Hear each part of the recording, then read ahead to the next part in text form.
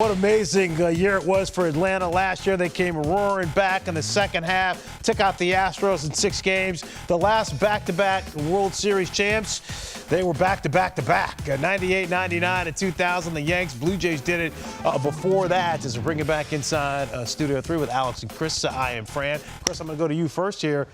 Can they do it again? Do they have a team that can actually win the World Series and go back-to-back? Do they, Fran? You know the answer to that, baby. Yes, absolutely they have a team. We know about their pitching, but their offense, dude, could arguably be even stronger. You got Acuna back. You got Michael Harris, who I think is one of the more exciting players on the game. And what I was really impressed about these Braves, they hit good pitching.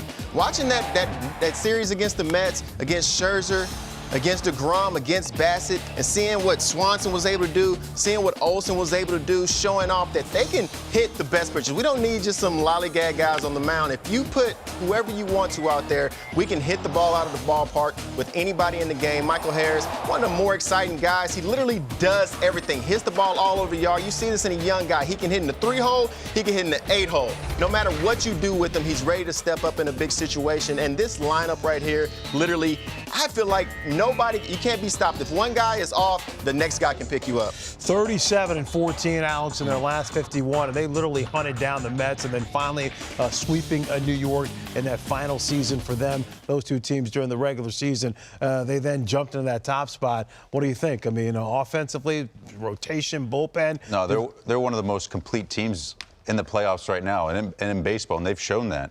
But, I mean, when I look at their pitching staff, too, I mean, that top to bottom from the rotation to their bullpen. I mean, there are a lot of questions, obviously, if Strider's going to be ready for the DS, but when you look at the rest of their rotation, they have the depth to cover that. With Max Fried, you got Charlie Morton, one of the best big game pitchers around right now, and nobody ever talks about 20-game winner in the big leagues. I mean, so they've got their rotation covered, and having Strider back would be huge.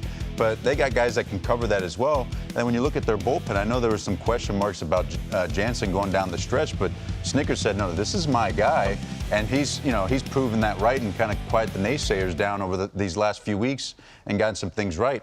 And when you look at that bullpen going from Jansen, you got Iglesias, and you got Minter. I mean, they're about as strong as they were last year. Yeah, Spencer Strider has that oblique injury he's dealing with, and they are hopeful that they will have him for the NLDS once that series gets underway. But to pick up on your point, I mean, Kenley Jansen, I mean, this is a guy who's been at it. I mean, he's had a long time at the back end. And it's different to get the ball in the 8th than it is in 9th.